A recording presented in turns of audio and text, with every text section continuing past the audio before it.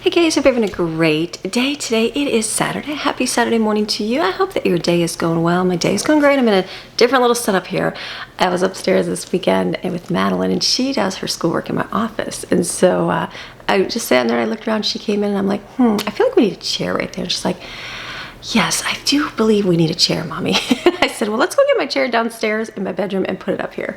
And so we had the boys help us, and we took it upstairs, and she said, this is the best chair ever. And I said, I like that chair too. That's one of my favorite chairs.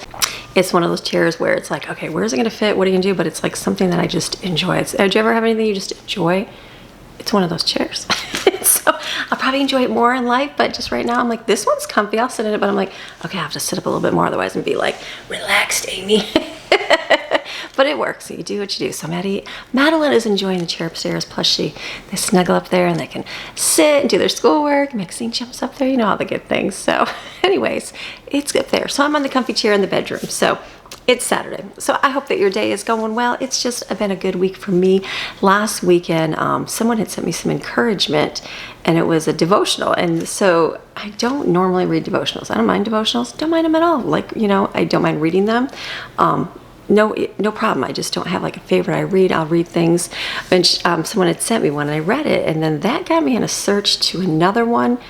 Who knows how I came upon it, but which led me to another search of the devotional mentioned a book. It was by Chuck Swindoll, and it was about Elijah. And normally I would never just go randomly pick up a book about Elijah and read it, especially like a Bible study book, like on a character. Do you know what I mean? Like I normally pick up something about someone's life and how that happened, and not normally go do a study on that. But that is what I was led to this weekend. And it was one of those books I opened up, and I was able to find it on the internet, and I read the entire book, and I was like, wow, this is some encouragement. This is some encouragement. And so I thought, why don't I share a little bit of encouragement with you today? Because, we all go through things in life, and it's like, I think we can relate on any level with people, even in the Bible. Like the more I'm reading, the more I'm learning. I'm listening to like the Old Testament people that we hold up as like faith people and have high regard for them, and they're looked on as heroes and great things.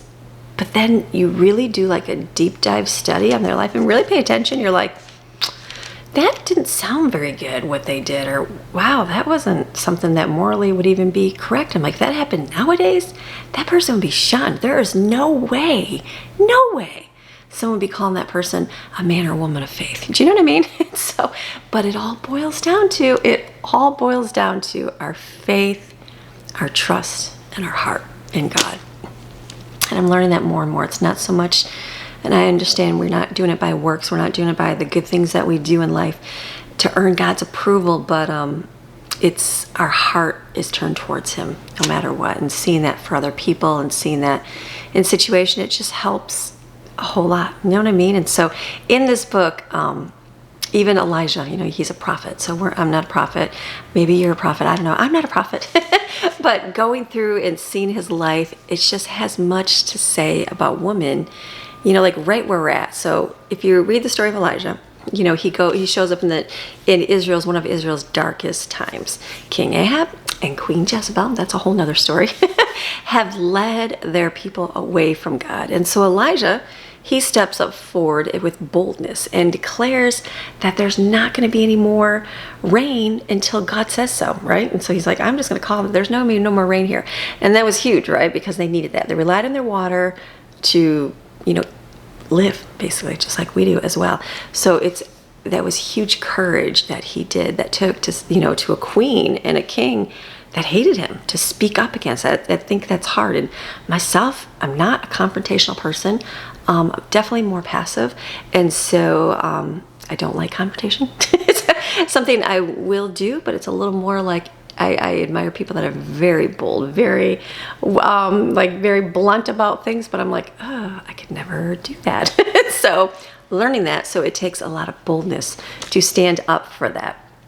And so right after that, when he declared that and said that, you think God would keep him right front and center because he said these things and did something, but instead God sent him away to a brook. He sent him to a brook, and he said to stay here.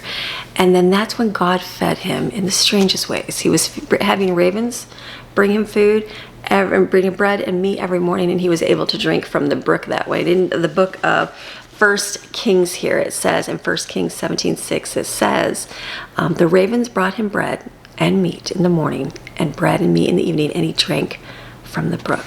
So it's like, it reminds me so much of like God providing no matter what. We really do. We may stress. I know I have in the past stressed about things, but the times that I really stressed about food and not having anything, I really trusted God, and you know what? We ate and we were fine. I went to the store, would have just a certain amount of money, and I was able to get what we needed. And it just, something was on sale or this showed up, and we were able to stretch things, and we all ate. Everybody had a full belly that week, and then you know what? We were good. And so it just reminds me more and more how just God provides. And he promises that, right? He promises to take care of us. He does. He's going to provide you food. He knows you need food. Those are your needs. He knows that you need food to eat. He's going to provide. It might not be a pizza. It might not be lobster, or I don't eat lobster, but you know what I mean? Something fancy, but he will provide food for you to eat, and maybe he will provide lobster. I don't know. But it just reminds me that God always takes care of us. He always provides. So I think that, why would God send him to that brook? He has Elijah standing up on Mount Carmel, and he's calling down from heaven, but getting bold in those ways. But then I feel like God needs him to learn that, you know what, Elijah, I need you to learn in those quiet, hidden places. And I feel like that brook was his training ground. And so that makes me think a lot of my own life. Like, maybe you're in that brook season. I know I've been through many brook seasons in life where sometimes you're home raising kids and you're not doing a whole lot. No one sees what you're doing, how much you're giving of yourself day after day, but you're in that quiet season. Or maybe your finances are tight right now and you're carrying the weight of wondering how it's all going to work out. But then guess what? It does. That's what I've learned. Sometimes it's still stress, but once you really hand things over to God, like really hand things over to God, you can go, oh, he does work that out. And I know it doesn't seem it until you actually do it. I know for myself, didn't have an issue for a long time, just totally trusted, whatever, God will take care of all these things. And then kind of backslid a little bit, and then started worrying about things. And it just consumed me like all the time. And it reminded me of being pre-saved Amy. And I was like, I don't like that feeling at all. I'm like, I want to be back at the trusting God season all the time. And so once I did again, I'm like, okay, God, you take care of all of those needs, specifically everything that I need in my life. And so the trusting part is where it is. Or maybe you're going through a health time in your life where it's slowed you down, slowed you down, and you're feeling like you're a little stuck in that wilderness. Or maybe you're on the sidelines. Or maybe, you're going through marriage struggles in your life and you just feel unseen and alone. And then, you want to get justified. You try to find all these ways, and it's like, it's so hard in those seasons to get in that pity party of like, woe is me, and like, very easy, very, very easy to feel like you're all alone. And Elijah, a lot of that book, it talked about him sitting, under the juniper tree.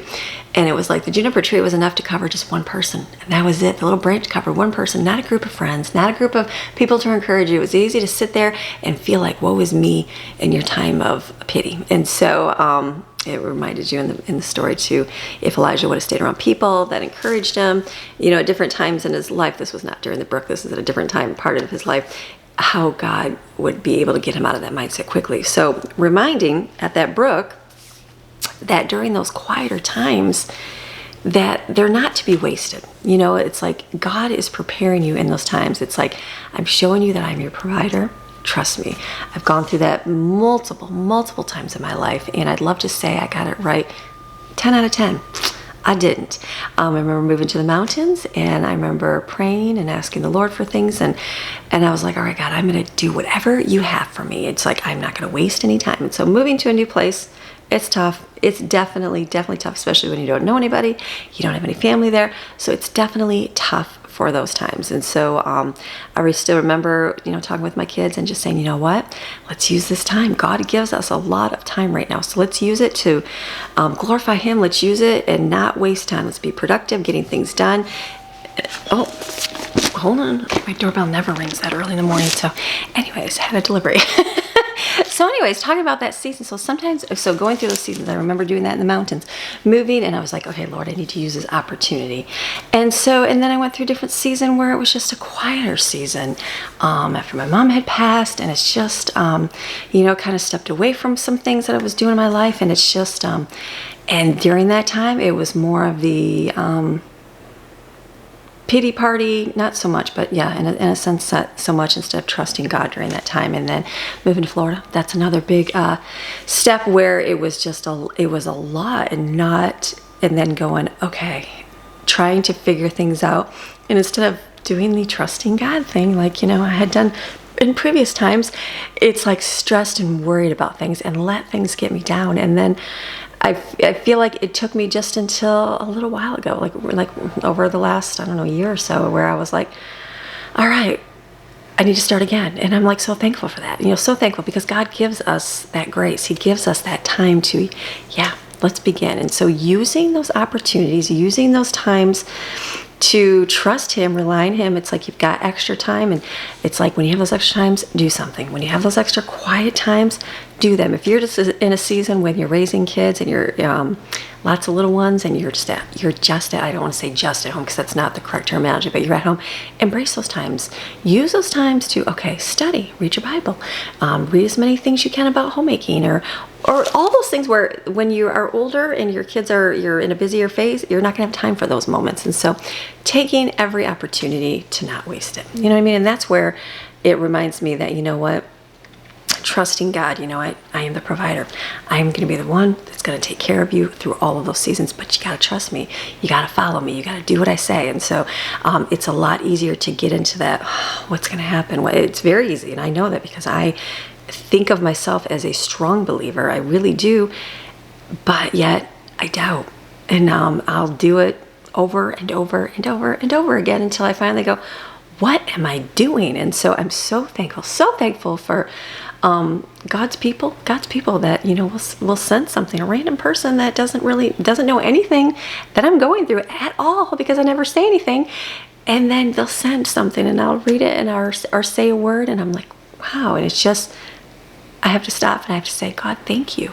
Thank you, God, for caring about little old me here in my little pity party of my life. Do you know what I mean? And I know that's the case with many of you. I'm sure a lot of you have the same kind of stories of going through things where you went, okay, how is it going to work? And then boom, God just shows up. And I'm sure we could put a whole little testimony page right below here in the comments of times when God just miraculously provided. I know I could share multiple times thinking and stressing over the years of trying to get clothes for the kids. And we had a lot of little ones, and needing that next size clothes and not having the funds to do it, and going, what am I going to do? And then, God will figure it out. And then when you say those words and you really believe them, a week or two later, someone drops off a bunch of clothes in garbage bags, and they're like, hey, I just have all these clothes. I don't know what to do with. Can you use any of them? Absolutely. I can use some of those. Or, even groceries, and maybe it won't be somebody dropping groceries, but the point of like God giving you that mind that's creative, so you can come up with a bunch of different meals with what you have, or being very frugal with your things and able to go to the store. Maybe something's a little cheaper than you expected, or a little, perk of here and there. Just God that way. So I'm sure we could list a whole lot. Can we not? Yes, we can. Just all those things I know in my own life, I can do that as well. And so, get back to Elijah. Later on, we're going back to Elijah. And when he stood up on Mount Carmel and he prayed for the fire to fall down from heaven, it literally fell from heaven. And that is in 1 Corinthians. We're going to chapter 18, verse 38. It says, then the fire of the Lord fell and consumed the burnt sacrifice and the wood and the stones and the dust, and also licked up the water that was in the trench. Now this is when he had called, he was telling that, whoever's God is going to call down and burn up our altars. And so he had the other altar, and they, put all these things on it to burn it, and nothing happened. And he's like, okay, let's pour water on it. Go ahead and pour some more water. And it was like gallons and gallons of water on it, just to prove a point that, God was going to light it on fire. And so he did. And it was just in that boldness that Elijah knew, and he had learned at that brook with God that he could be trusted, and that whatever God showed him to do, it would happen. And the same is true for us. That quiet, hidden season in our lives are often where God builds the strength for those bigger battles that we're going to face. And something else that I love about this is that Elijah, he got discouraged. I get discouraged, you get discouraged, I get discouraged. And Elijah did too. He ran into that wilderness. He hid in a cave. And he told God he was done. Like, he was done. And I love it because he literally wanted to be done. And then, like, be done with his life. And just, I want to be done. And have you ever said that? I hate to admit it, but I have said that to God and just didn't want to do it anymore. And so I love it because God didn't come yell at him. Didn't say, what are you doing, you fool? Look what I did for you all these years. No, God didn't. And that's a beautiful thing. And what he did is in 1 Kings 19, chapter 19, verse 12, it says, and after the earthquake, a fire. But the Lord was not in the fire. And after the fire, a sound of a gentle blowing, a still small voice. So God didn't, send an earthquake. He came in a whisper. And so sometimes we look for God in those big dramatic ways, right? Like, I want God to appear. I need God specifically to show up in my house and tell me what I need to do. I need God to specifically wake me up and show me in a dream what I need to do. I need God. We want all these great things, right? Sometimes I do.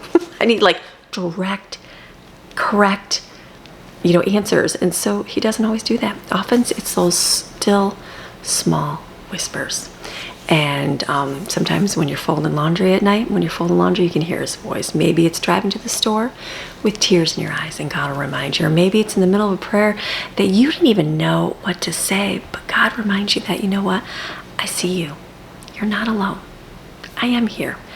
And I know myself many, many times. There's times I'm praying, and when I'm praying, I hear that still small voice inside. It's not an audible voice. It's just that still small voice that says, I'm going to take care of you. I'm going to take care of you. Do not worry. And I'm like, that's right. I have to remind myself. So if you're feeling like that, Brooke, right now, maybe you're waiting and you're feeling hidden, wondering if God even sees you in your little time of life. Be encouraged. Be encouraged that this season is not wasted, right? God is preparing you. He's strengthening you. And he's reminding you that he is your provider. We got to get to that. Sometimes it's so easy when things are going great and things are going amazing to rely on that part of it. And that is your provision. That we forget to turn to the one who provides. That God will take care of those things. So remember, lean into his whisper. Get those still small quiets. You are never alone. And God is at work in your story right now. Right now, whatever that may be in your life. So be encouraged. Want a good reading? Go find Chuck Swindoll's book. It's online. It's free. It's about the book of Elijah. Very encouraging book. And in the Bible. The book just gives a little bit more context, which is nice. The Bible's nice too, but you can read a little bit extra on the book. So you have a fantastic rest of your day. And I'll see you tomorrow. All right. Bye.